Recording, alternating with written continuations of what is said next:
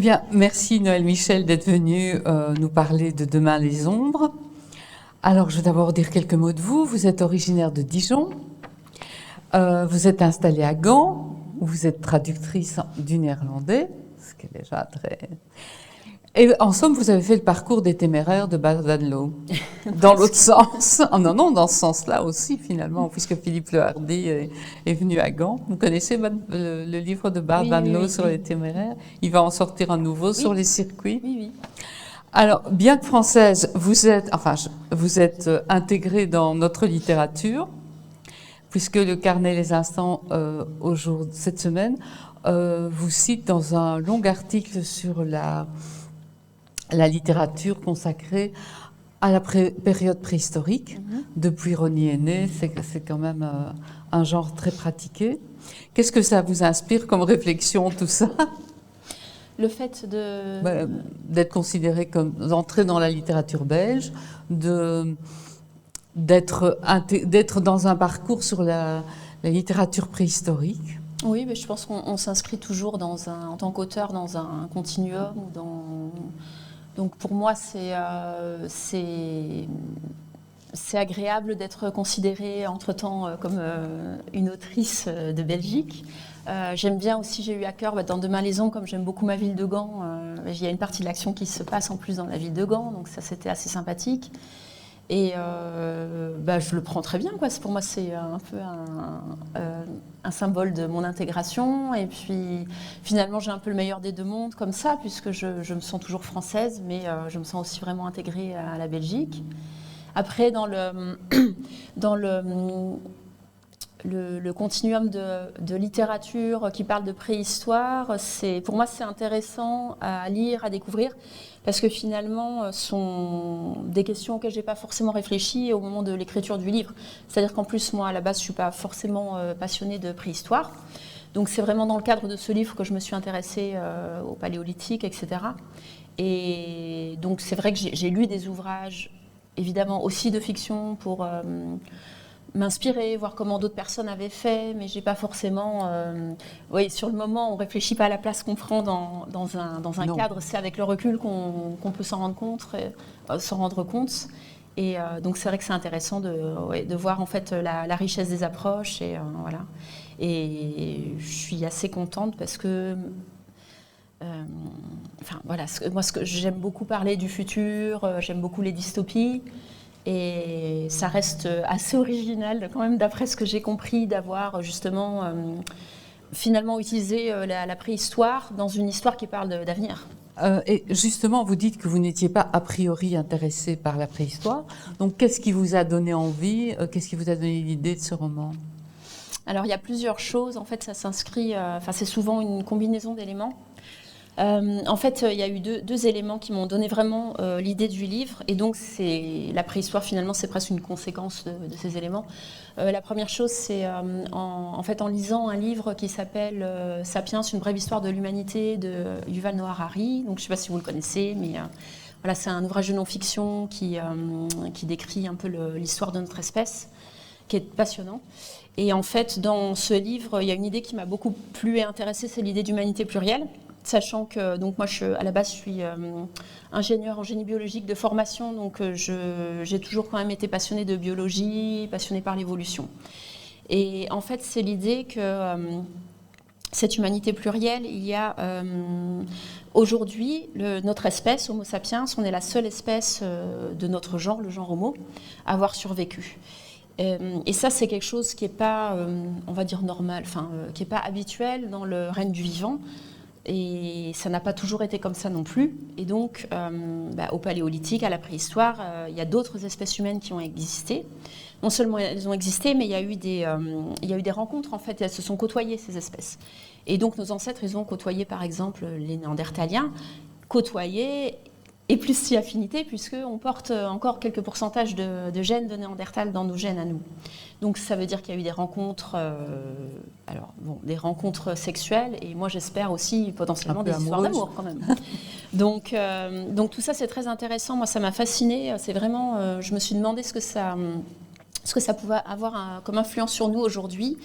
cette idée que nous, Homo sapiens, on est seuls dans notre genre, c'est-à-dire quelle influence ça peut avoir sur l'inconscient collectif, sur nos sociétés et sur notre rapport à l'altérité surtout. Et je me suis demandé aussi, et qu'est-ce qui se passerait si une nouvelle espèce humaine faisait son apparition aujourd'hui? Donc ça, c'était un peu les premières petites briques, les premières petites étincelles pour l'idée du livre.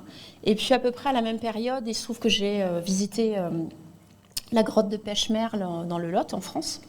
Et donc c'est une grotte avec beaucoup de peintures pariétales. Et donc à ce moment-là, moi je m'étais pas spécialement intéressée à la préhistoire. Et donc dans cette grotte, il y a des peintures qui représentent des animaux, par exemple. Il y a aussi beaucoup d'empreintes de mains.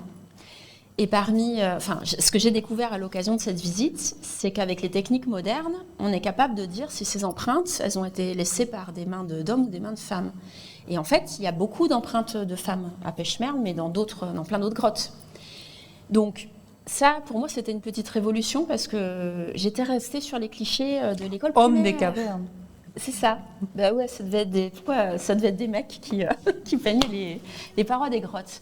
Et en fait, non, il y avait des femmes. Et donc, ça, tout de suite, pour moi, c'était un déclencheur, en fait, parce que ça m'a complètement fascinée. Et effectivement, c'est ça, en fait, c'est que les dernières découvertes sur la préhistoire, on va dire sur les 15 dernières années à peu près, notamment avec des techniques d'ADN, enfin avec tout un tas de nouvelles techniques, nous ont permis d'apprendre beaucoup de choses sur la préhistoire et ça bat complètement en brèche les clichés, les préjugés qu'on avait sur cette période.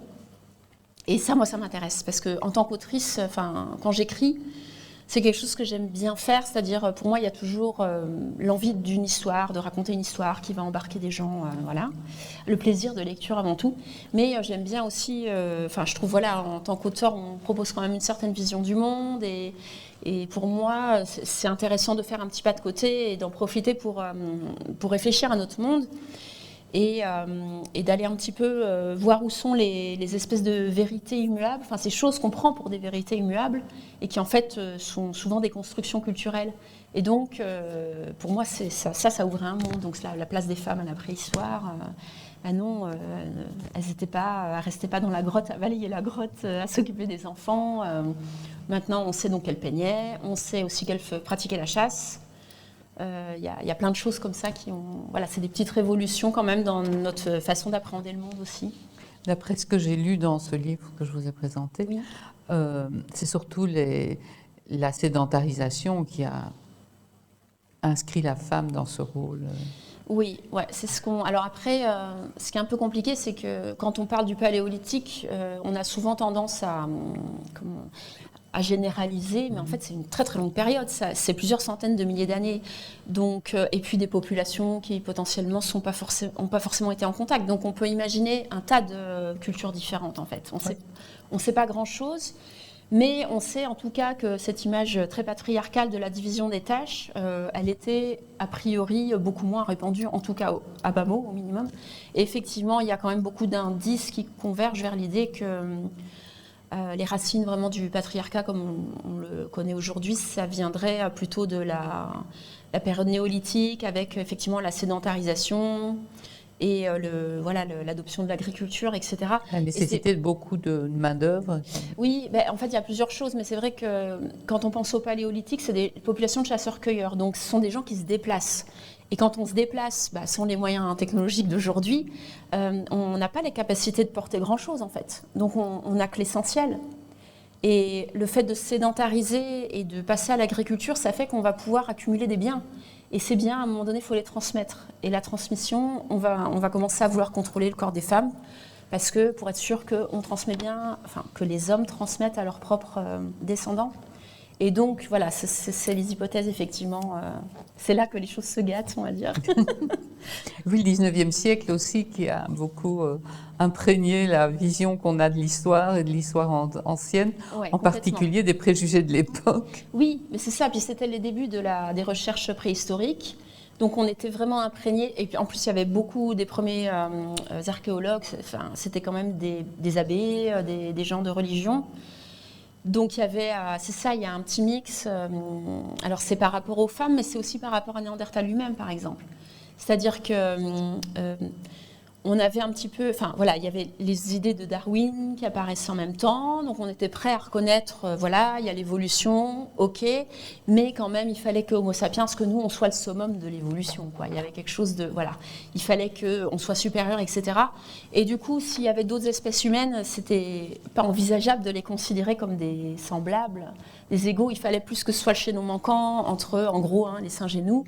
Et donc, cette image de Néandertal et puis des hommes préhistoriques de manière générale, avec le gourdin et un peu brut.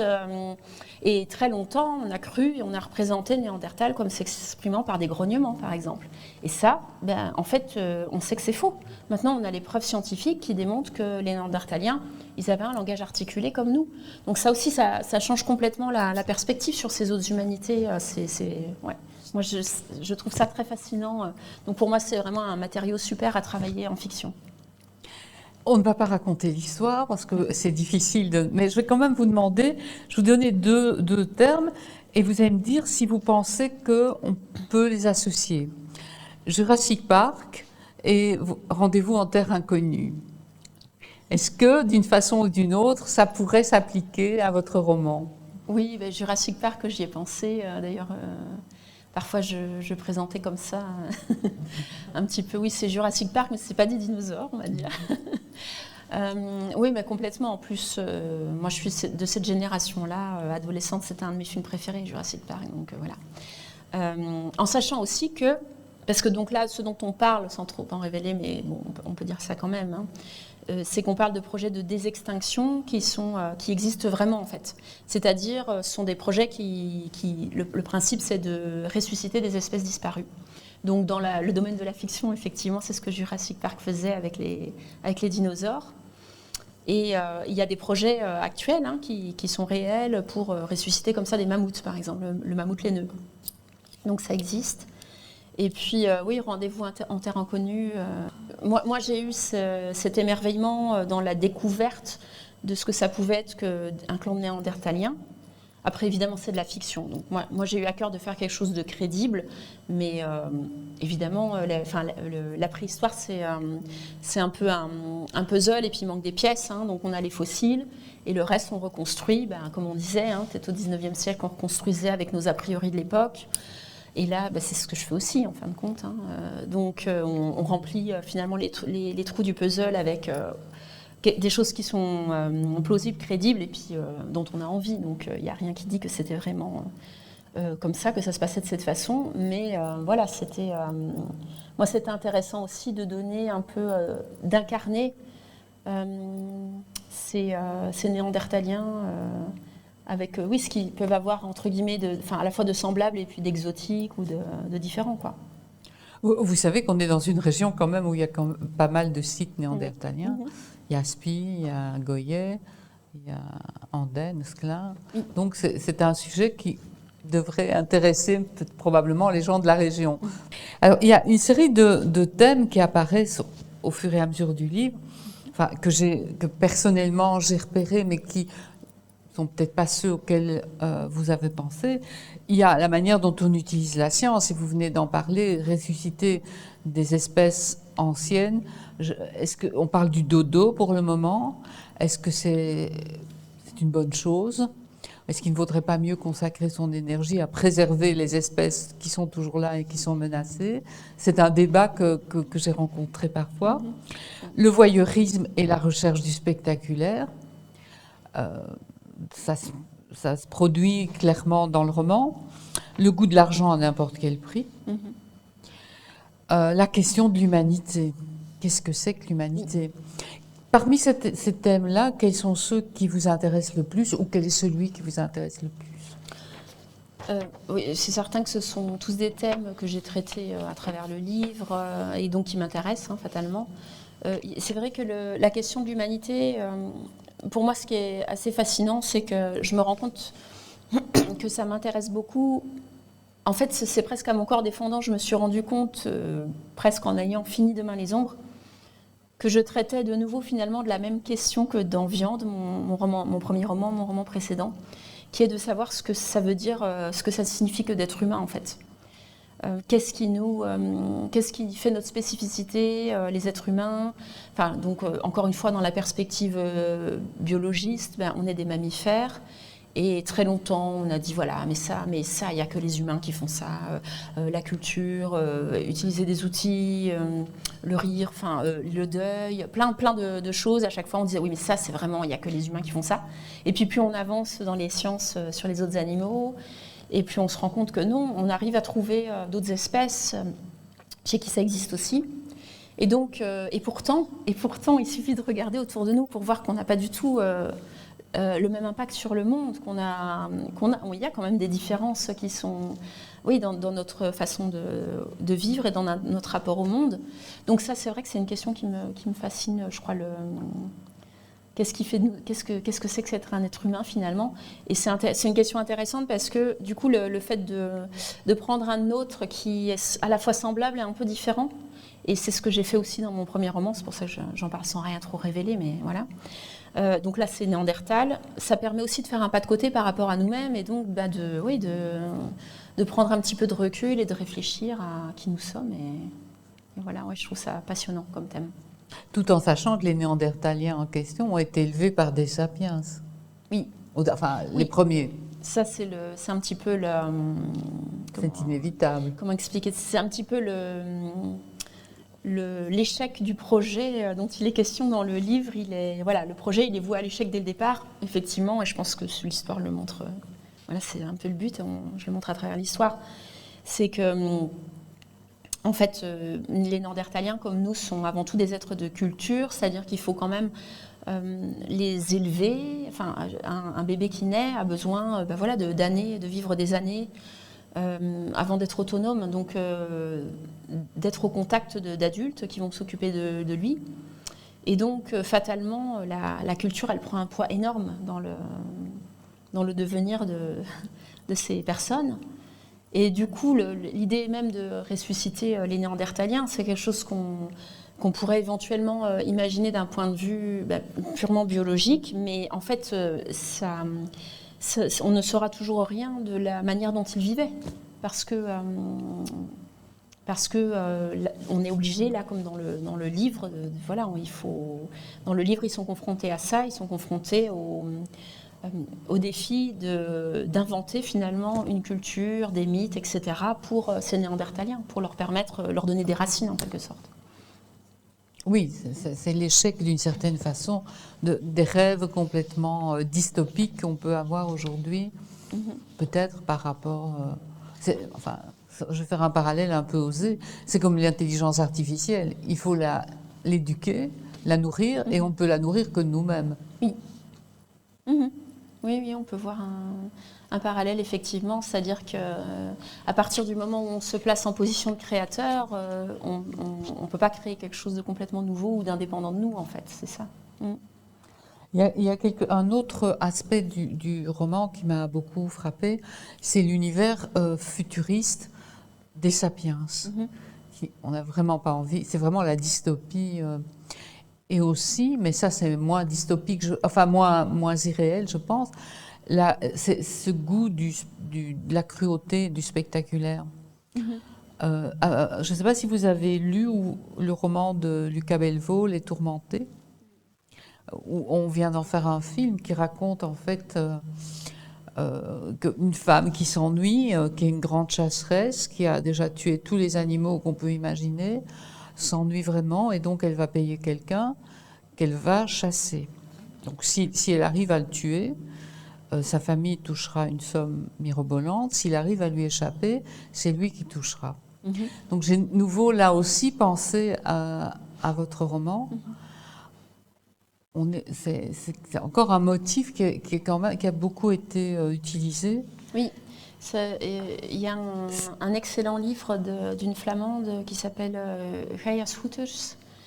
Le livre s'appelle Trophée et il a été traduit en français chez Actes Sud et qui part du... Enfin, c'est différent, hein, mais ça part aussi de Chasse à l'homme, en fait, et justement avec toute une critique du colonialisme parce que ça se passe en Afrique. Et oui, c'est intéressant, effectivement.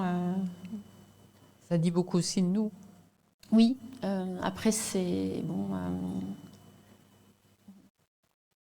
C'est vrai que c'est intéressant de creuser des aspects peut-être peu reluisants de l'humanité, mais je crois que ce serait un piège de se focaliser seulement là-dessus, en fait. Oui. C'est aussi ce que j'essaie de montrer dans Demain les ombres, c'est que finalement, il peut y avoir des projets mégalomanes et pas éthiques, des comportements, effectivement, comme vous disiez, qui sont motivés par l'appât du gain, du pouvoir, etc. Et en même temps, il y a toujours des gens qui arrivent à se rebeller contre ça et à faire en sorte que les projets déraillent et que les choses ne se passent pas comme prévu. Et c'est ça qui donne l'espoir aussi. C'est-à-dire que l'humanité, c'est ça aussi. Il y a bien sûr le pouvoir, l'appât du gain, etc., mais il y a aussi plein de belles choses. Et moi, je reste convaincue qu'il y a plein de belles choses en l'humain qui sont trop réprimées par la société et la culture dans laquelle on vit, et qu'une autre culture pourrait nous aider justement à sortir quand même. Enfin, je ne dis pas qu'on pourrait éliminer toute l'agressivité ou les désirs de puissance, etc.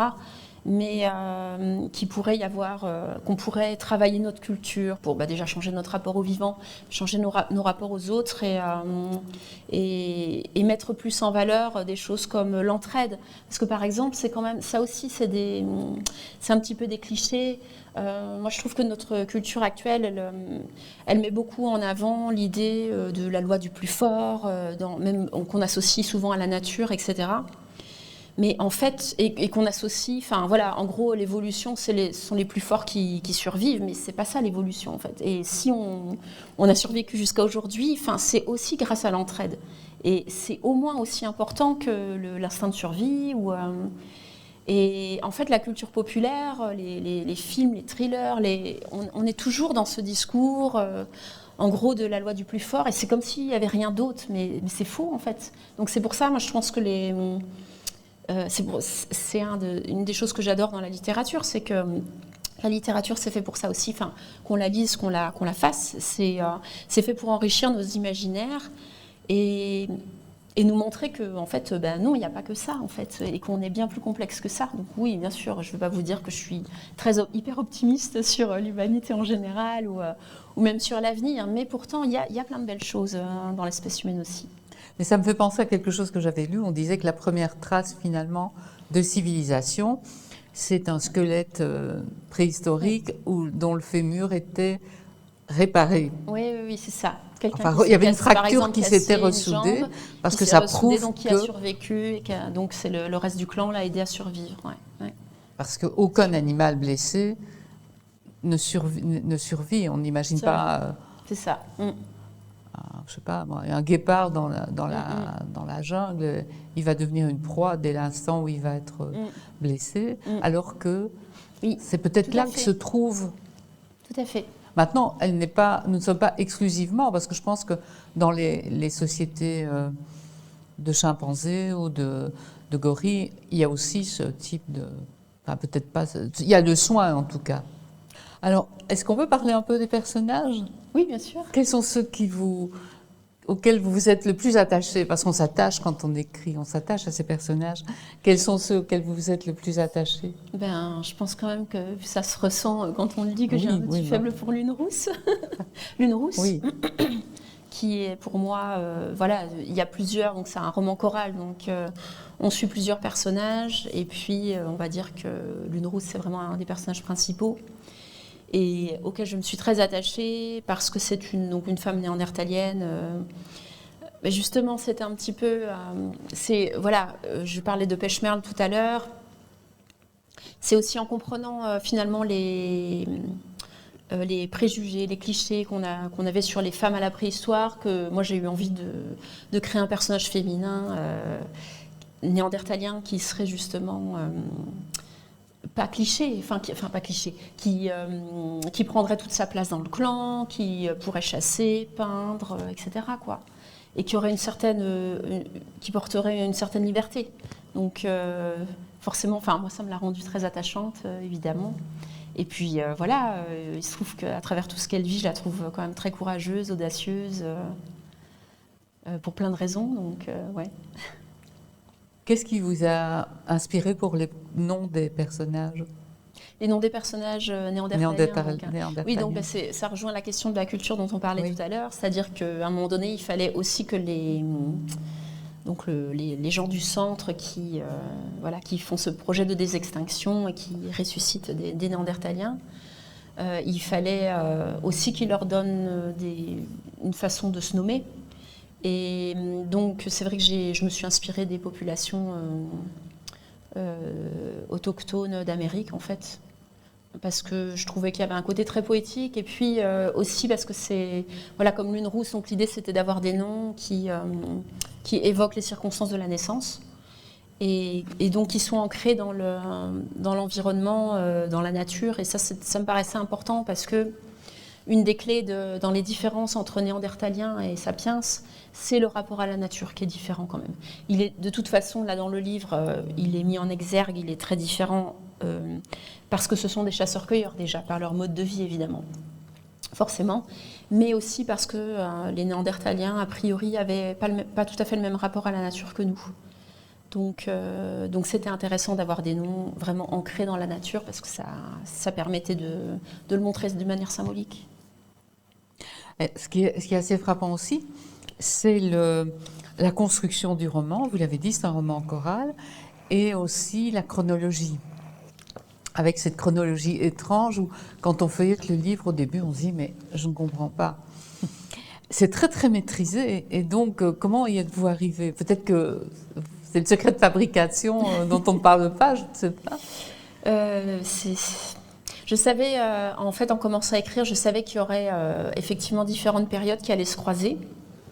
Et puis, il y avait aussi toute la question sur les passages qui concernent les Néandertaliens.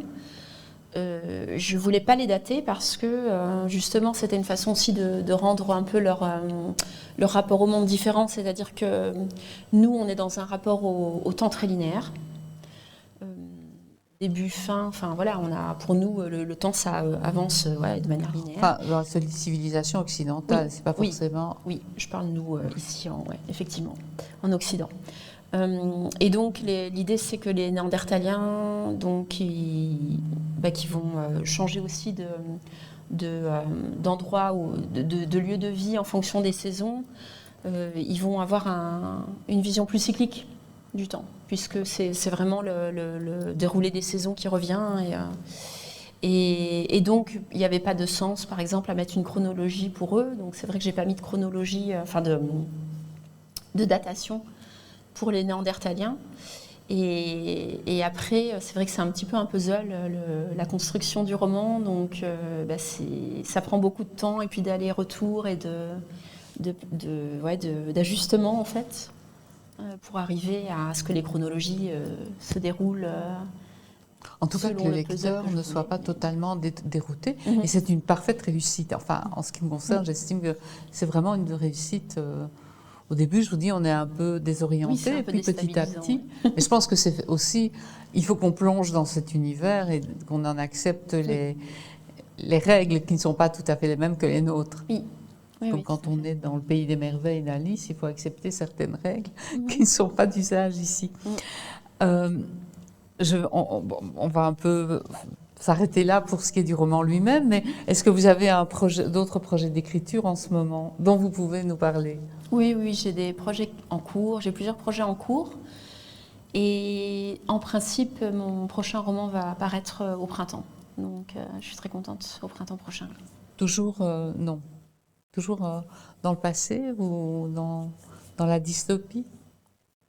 Alors, en fait, non, ça va être très différent. Ça va être plutôt une novella, donc un roman assez court. Et là, pour le coup, c'est pas du tout de la dystopie. C'est très différent. C'est aussi des thèmes très différents. Ça va plutôt parler de la vieillesse et de ce que ça peut être, du parcours finalement. Ça va être un livre assez léger, drôle même, avec beaucoup d'humour. Et c'est le parcours d'une femme qui, disons, est au seuil de la perte d'autonomie et qui va se découvrir un fan d'un groupe de rock et qui va complètement fantasmer sur le chanteur du groupe. Et sauf qu'à cause de son âge, elle ne l'assume pas du tout. Et donc, elle essaie de le dissimuler un petit peu. Et ça va amener plein de quiproquos et de malentendus assez... Eh bien, je pense qu'on a un peu dit tout ce qu'il fallait pour ne pas dévoiler trop ce qu'il en est du roman. Est-ce que vous avez des questions ? Je me demandais si le fait de choisir Lune Rousse comme personnage central était quelque part un signe de féminisme. Je crois qu'il y a ça, puis il y a plein d'autres signes. J'ai pas dit le mot féminisme, mais quand je parlais de la place des femmes à la préhistoire, évidemment, on parle de ça aussi. Donc oui, bien sûr, il y a il y a toute une réflexion là-dessus aussi. On le voit aussi avec, sans trop révéler, mais un personnage comme Obondissante, et même Eva, en fait, puisqu'il y a aussi toute la thématique des injonctions aussi de la société à la maternité, par exemple. Donc il y a... Oui, ce sont des sujets qui m'intéressent énormément et qui traversent évidemment le livre, hein, oui, bien sûr. Merci. Une question, mais je voulais savoir si il y avait des évocations de la méditation de pleine conscience dans le livre, ou pas du tout. Ou c'est moi qui ai perçu ça, parce qu'on parle beaucoup du souffle, de l'interconnexion entre les espèces, plein de choses qui m'évoquent un peu le bouddhisme à travers la pleine conscience. Alors, je n'ai pas pensé consciemment à la pleine conscience. Mais c'est évident, oui, qu'on pourrait s'y référer, parce qu'il y a quelque chose de... il me semble, alors encore une fois, en Occident, on va dire, on est quand même souvent en train de vivre dans le passé, dans le futur, rarement au présent, et c'est pour ça qu'on a besoin de réintroduire des techniques comme la méditation de pleine conscience. Et j'imagine, c'est vrai que des humains qui vivent dans une plus grande proximité à la nature, au rythme des saisons, et dehors simplement aussi, hein, qui vivent dehors en fait, vont davantage être ancrés dans le présent. Ça, c'était un peu un présupposé. Donc du coup, forcément, ça peut évoquer ça. Il y a aussi d'autres choses, du coup, je rebondis sur cette question, ça m'évoque aussi, par exemple, je ne sais pas si vous connaissez l'ecstatic dance.